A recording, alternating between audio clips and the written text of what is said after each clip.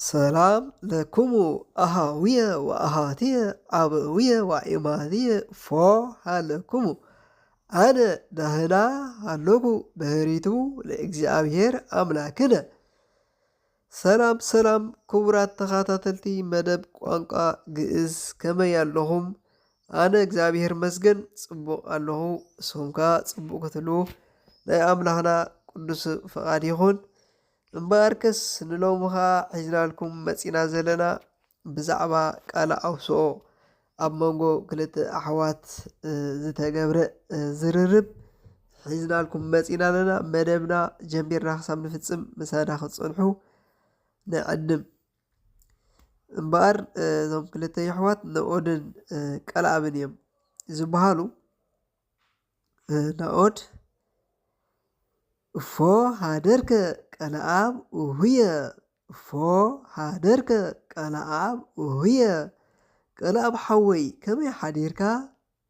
ቀልኣብ እግዚኣብሔር ይሰባህ ዳሃና ሃደርኩ እግዚኣብሔር ይተኣኮት ዳሃና ሃደርኩ እግዚኣብሔር ይሰባህ ዳሃና እነይኩ እግዚኣብሔር ይመስገን ዳሓን ሓዲረ ዳሓን ኣለኹ ንምባል ማለት እዩ።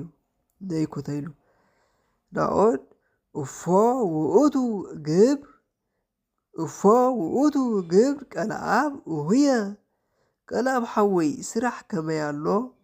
ቀልኣብ ሰናይ ውእቱ ናኦድ ውህየ ሰናይ ውእቱ ናኦድ ውህየ ኤልዳና እህትየ መጽኣትኑ እምነት ኢድ ሰናይ እዩ ናኦድ ሓወይ ኤልዳና ሓፍተይ ካብ ከተማ መጽያዶ ሰናይ ውእቱ ናኦድ ውህየ ኤልዳና እህትየ መጽኣትኑ እምነት ኢድ ኤልዳና ሓፍተይ ካብ ከተማ መጽያዶ እወ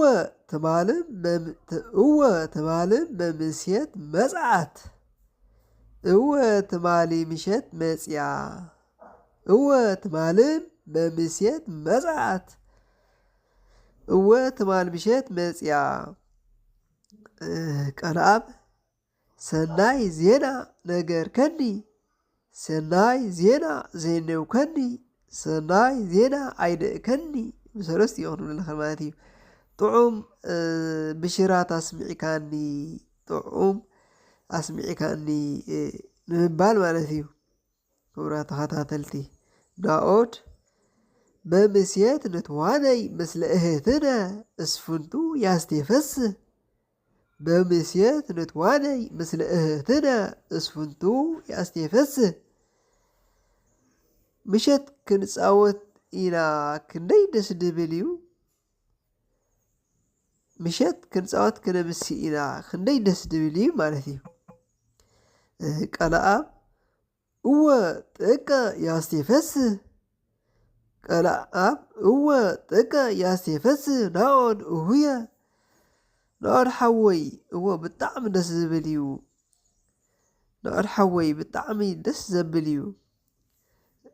ናኦድ ኦሆ ሰናይ መዓልት ይኩን ለነ ኦሆ ሰናይ ዕለት ይኩን ለነ ኦሆ ሰናይ ዕለት ይኩን ለነ ሰናይ መዓልቲ ይግበረልና ሰናይ ብሩህ መዓልቲ ይግበረልና ማለት እዩ። ካብኡ ቀልኣብ ኣሜን ለኩልነ ኢልዎ ማለት እዩ። ኣሜን ለኩልነ ኣሜን ንኩላትና ይግበረልና ሰናይ መዓልቲ ንኩላትና ይግበረልና ማለት እዩ። እሺ ክቡራት ተኸታተልትና እምበኣር ካብዚ ቀፂልና ከዓኒ ብዛዕባ ኣስተኣምሮተ ርእስ ንካልእ ሰብ ንካልእ ሰብሲ ብዛዕባ ርእስካ ከተላልኽ ኣለኻ ማለት እዩ ክንርኢ ኢና። ሕጂ ያፌት ብዛዕባ ሽሙ ኣገላልፃ ንስምካስ ብክንደይ ከም ትገልፀ ክንርኢ ኢና ማለት እዩ። ስምየ ያፌት ይትበሃል ስመይ ያፌት ይበሃል ኣነ ያፌት እትበሃል ኣነ ያፌት እበሃል ኣንሰ ያፌት እሰመይ ኣነ ያፌት ይሰመይ ወይ ይበሃል ኩሉ የኸይድ ማለት እዩ። ስምየ ያፌት ውእቱ ሽመይ ያፌት እዩ ስመይ ያፌት እዩ ንምባል እዩ። እጂ ብዛዕባ ገዛ ርእሱ ሓደ ሰብ ብዛዕባ ሽሙስ ገሊጹ ኣሎ ማለት እዩ ጓል ተኮይና እውን ከምኡ ማለት ይኽርኢና ሰሎሜ ስምየ ሰሎሜ ይትበሃል ስመይ ሰሎሜ ይበሃል ኣነ ሰሎሜ እትበሃል ኣነ ሰሎሜ ይበሃል አንሰ ሰሎሜ እሰመይ ኣነ ሰሎሜ ይስመይ ወይ ይበሃል ስምየ ሰሎሜ ውእቱ ሽመይ ሰሎሜ እዩ ኢላ ኣላልያላ ማለት እዩ ብዛዕባ ሽማ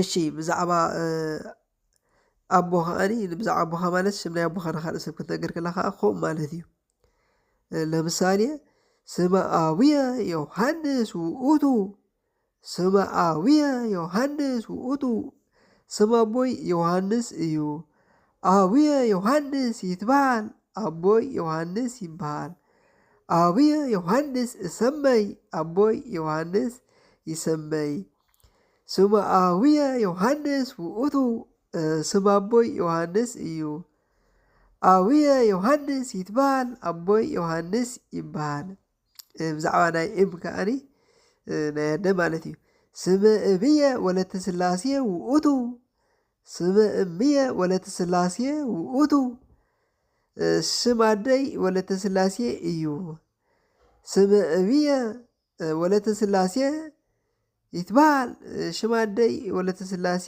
ይበሃል ስመ እምየ ወለተ ስላሴ ውእቱ ሽም ኣደይ ወለተ ስላሴ እዩ ስመ እምየ ወለተ ስላሴ ሰመይ ሽም ኣደይ ወለተ ስላሴ ይስመይ ወይ ይበሃል ኢልና ትሰመይ ይትበሃል ክንብል ከለና ኩሉ ሓደ እዩ ብግእዝ ብዙሕ ተኣሽሙ ተራቢሑ ስለ ዘሎ እምበር ትርጉሙ ይትበሃል ሰመይ ኩሉ ሓደ እዩ ማለት እዩ ክንርድእ ዘለና ክቡራት ተኸታተልትና እምበር ንሎሚ ካብ ባሕሪ ብጭልፋ ነዚ ሒዝናልኩም መፂና ኣለና ክትፈትዎ ከዓኒ ተስፋ እንገብር ክቡራት ተኸታተልቲ ኣብ ዝቕፅል እውን ብካልእ ሒዝና ክንመፅ ኢና ኩላህና ቋንቋ ኣቦታትና ንኸይጠፍእ ናይ ኩላህና ሓላፍነት እዩ ነዚ ትሰምዑ ዘለኹም ማለት እዩ ኩላህና ብዘለናዮ ቋንቋ ግእዝ ክነፅንዕ ክንፈልጥ ናብቲ ናይ ቀደም ናብ ናይ ኣቦታትና ክብሪ ክንምለስ ማለት እዩ እግዚአብሔር ይደግፈና ወስብሐት ለእግዚአብሔር